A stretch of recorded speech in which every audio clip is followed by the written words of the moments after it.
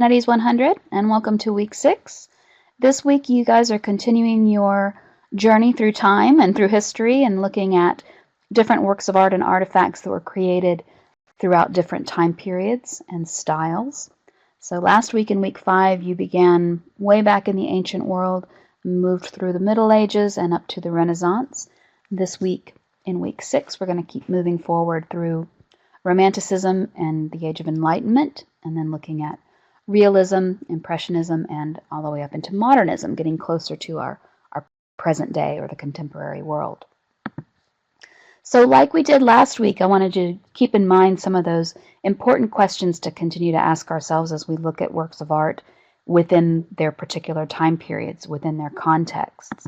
So if we're looking at a particular period, again, ask yourself what kinds of things were happening historically and politically, socially, economically, and spiritually, and continue to make those connections across time and between eras and see what kinds of similarities and differences or kinds of progressions you can see.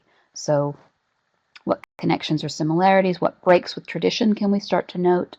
Is there a progression of style? Do we see artists honoring and sort of building on what was created before them, or do we see them sort of challenging and revolting against what was happening before? So the Age of Enlightenment and Romanticism, we see this kind of appearing in the 18th century and moving into the 19th century.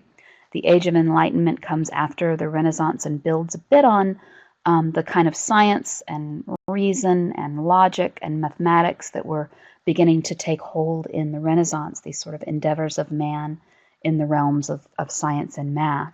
And we see it spill over into the world of art as well. So when we think of the Age of Enlightenment, we think about all these advancements in the world of science and reason and how artists and artistic expression began to reflect that concept as well. Later, moving into the 19th century, the Romantic style is something that was sort of a counterpart to the Age of Enlightenment. It existed at the same time in many ways, but it existed alongside it, but it also sort of challenged some of those ideas of reason, science, and mathematics in that the Romantic artists and the Romantic writers and Romantic thinkers were interested in emotion and intuition and free expression and images and works of art that could express who we were with these bigger ideas of man within the larger world. So we see lots of tumultuous landscapes, lots of incredible kind of awe-inspiring works of art that look at nature. We see literature that focuses on emotions and the psyche and elements of intuition and just more emotional and kind of individual elements than we can calculate and register in things that were happening in the Age of Enlightenment. So we can sort of see the Romantic period, and again this is Romanticism with a capital R, not the lowercase r, so it doesn't just mean romance in terms of what we consider today. We can see the Romantic period sort of working as a contrast to what was coming before it in terms of the Age of Enlightenment. We move into the next period and we look at Realism and Impressionism. And again, these are two simultaneous periods and styles that, again, happened at the same time, but they sort of worked against one another, or they responded to one another.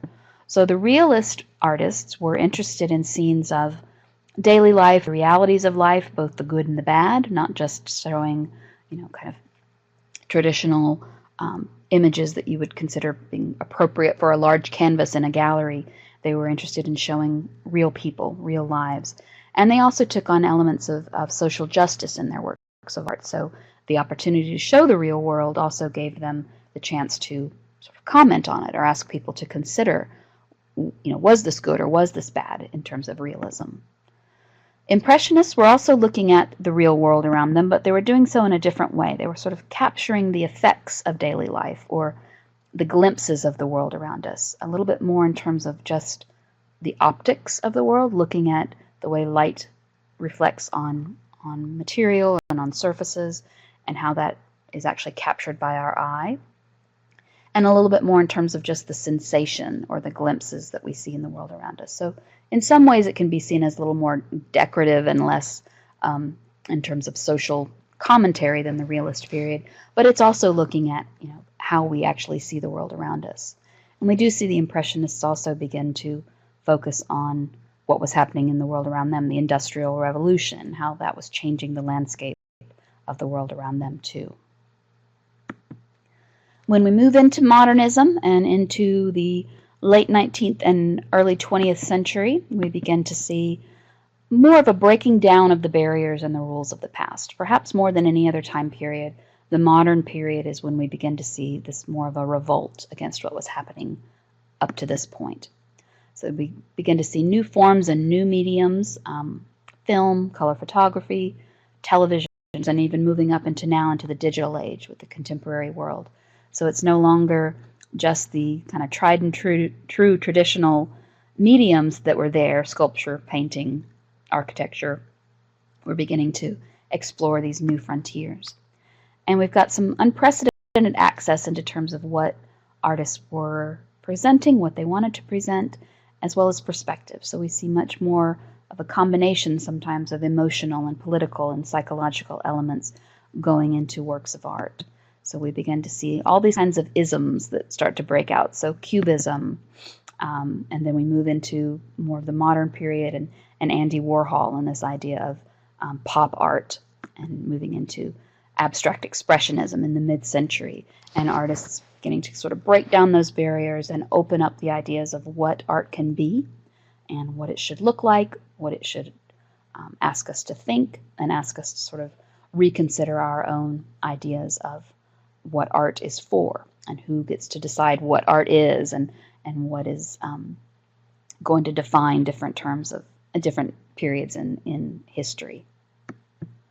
So again, remember as you're moving through these different time periods and styles to sort of stop and ask yourself what was happening at the time and how I can see the events of that time period reflected in this particular artifact or in this particular work of art.